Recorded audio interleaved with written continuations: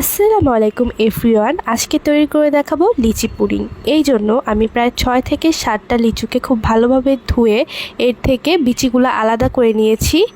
এরপর পরিমাণ মতো পানি দিয়ে লিচুটাকে ব্লেন্ড করে এরপর এটাকে ছেঁকে নিয়েছি। আমি যখন ছোট ছিলাম প্রাণ লিচি তখন আমার খুব পছন্দ ছিল, কিন্তু বর্তমানে এটা অ্যাভেলেবেল না হওয়ার কারণে আজকে বাসায় একবার ট্রাই করে দেখলাম। দেখতে পারফেক্ট না হলেও এটার টেস্ট কিন্তু সেই ছোটোবেলার প্রাণ লিচির মতোই হয়েছে।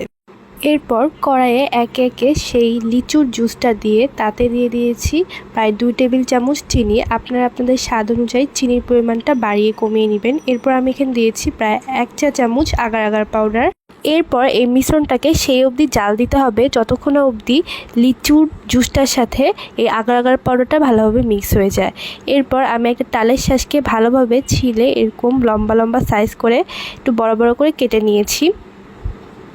এরপর আমি সেই লিচির মিশ্রণটাকে চুলা থেকে নামিয়ে ঠান্ডা করে এভাবে একটা আইস কিউবের জারে ঢেলে নিয়েছি। আমি একটু ছোট ছোট করে বানাবো, তাই আমি একটু এরকম আইস সাইজের এই পুডিংটাকে বানাচ্ছি। এরপর আমি সেই টুকরো টুকরো করে কেটে নেওয়া তালের শাঁসগুলো উপরে দিয়ে দিচ্ছি, এতে করে কিন্তু ফ্লেভারটা বাড়বে।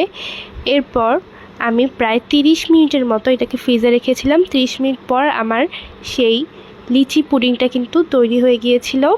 অসম্ভব মজাদার এই পুডিংটা বাসায় একবার অবশ্যই আপনারা ট্রাই করে দেখবেন।